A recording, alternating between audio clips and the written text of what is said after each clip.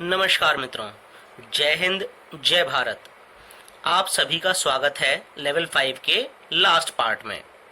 आज हम लोग पढ़ने वाले हैं एरिया, पेरीमीटर, वॉल्यूम और टैली मार्क्स का इंट्रोडक्शन।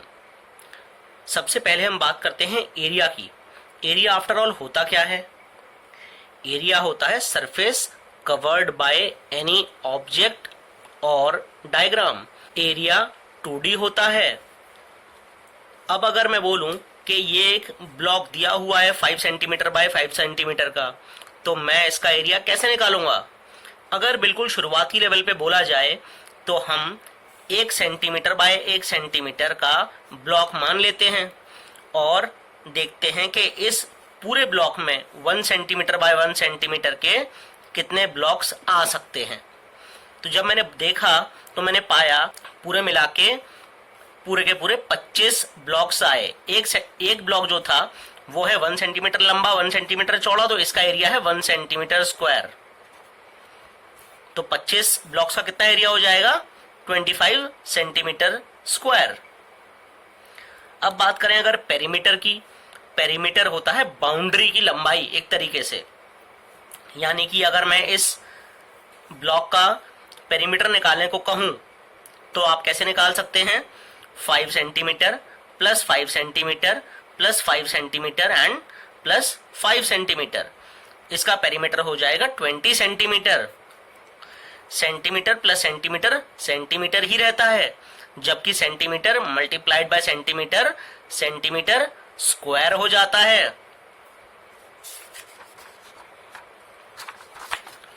आगे का टॉपिक वॉल्यूम। वॉल्यूम क्या होता है? वॉल्यूम वो स्पेस है जो कि कोई भी चीज ऑक्यूपाई करता है।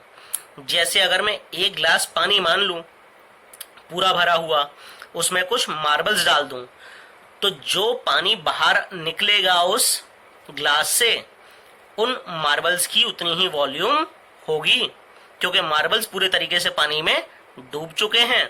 अगर ये नहीं डूबे होते या फिर कोई हल्का मटेरियल होता तो उसकी वॉल्यूम कुछ अलग होती, लेकिन यहाँ मार्बल्स पूरी तरीके से डूब चुके हैं, इसलिए इनका वॉल्यूम जो पानी बाहर आया उसके बराबर है। वॉल्यूम हम लोग लीटर्स और सेंटीमीटर क्यूब में नापते हैं। कैसे? अब एक और एग्जांपल लेके बताता हूं आपको एक ब्लॉक का। एक ब्लॉक जिसकी ऊंचाई 2 सेंटीमीटर, लंबाई 5 सेंटीमीटर और चौड़ाई भी 5 सेंटीमीटर है। इसकी वॉल्यूम कैसे निकालेंगे हम? सबसे पहले वापस से हम लोग 1 सेंटीमीटर लंबा, 1 सेंटीमीटर चौड़ा और 1 सेंटीमीटर ऊंचा ब्लॉक छोटा मान लेते हैं। इसकी वॉल्यूम कितनी हो जाएगी? 1 मल्टीप्लाइड बाय 1 मल्टीप्लाइड बाय 1, यानी कि 1 centimetre multiplied by centimetre multiplied by centimetre, यानी सेंटीमीटर क्यूब। तो ये हो गया 1 सेंटीमीटर क्यूब का ब्लॉक। इस पूरे के पूरे बड़े वाले ब्लॉक में ऐसे कितने सारे आपके ब्लॉक आ सकते हैं? अगर ये आप निकालना सीख गए तो आप इसकी पूरे की वॉल्यूम निकाल पाएंगे। कैसे करेंगे? Length into width into height divided by इसकी वॉल्यूम, यानी 5 5 25 multiplied by 2 50 centimetre cube divided by 1 centimetre cube, यानी कि सेंटीमीटर क्यूब से सेंटीमीटर क्यूब कटा, यानी कि आपको 50 स्मॉल ब्लॉक्स लगेंगे।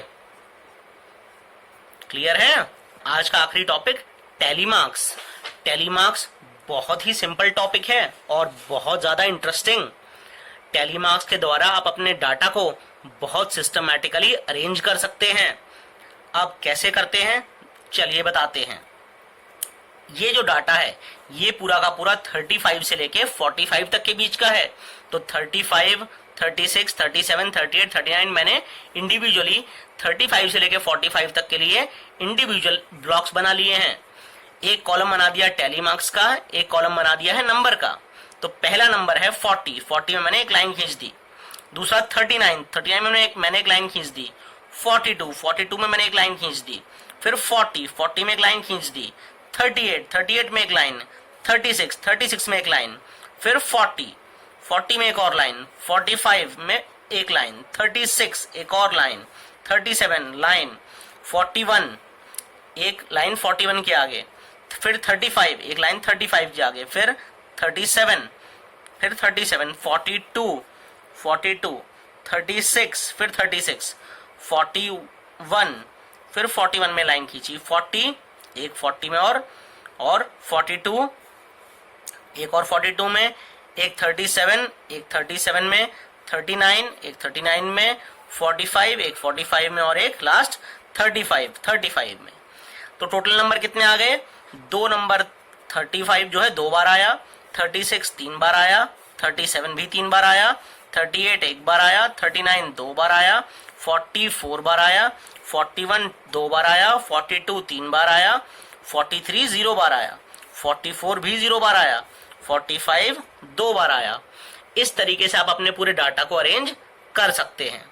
एक खास बात ध्यान रखिएगा टैली मार्क्स के बारे में, अगर यहां पर 40 एक बार और रिपीट हो रहा होता, मान लीजिए लास्ट नंबर 40 है, तो फिफ्थ वाला जो आपका टैली मार्क आप बनाएंगे वो कैसे बनाएंगे?